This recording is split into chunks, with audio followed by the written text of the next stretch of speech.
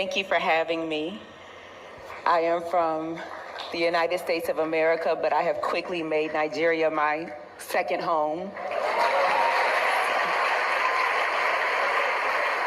And I'm just excited to see what God is doing in this nation. He's raising her up, and even in America, she's making great strides. And what God showed me about a nation I never intended to visit, I didn't have a love for, was that in a few years, there were going to be nations that bowed down to her. And God told me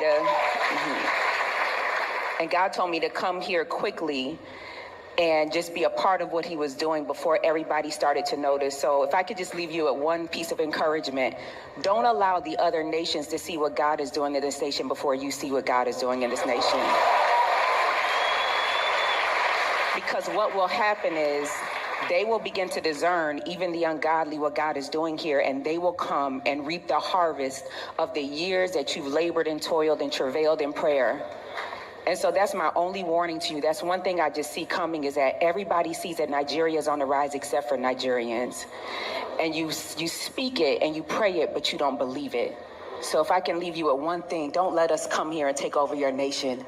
You will reap the fruit of the years that you've toiled here for.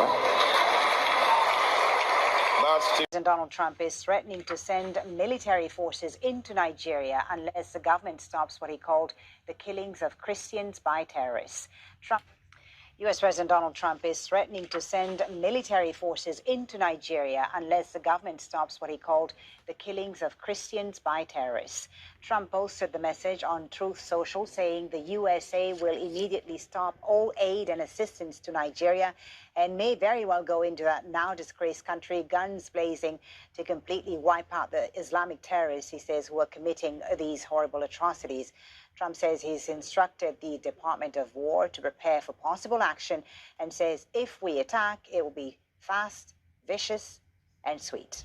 Well, Nigeria's President Bola Tinubu has responded to Trump in a statement saying, since 2023, our administration has maintained an open and active engagement with Christian and Muslim leaders alike and continues to address security challenges which affect citizens across faiths and regions.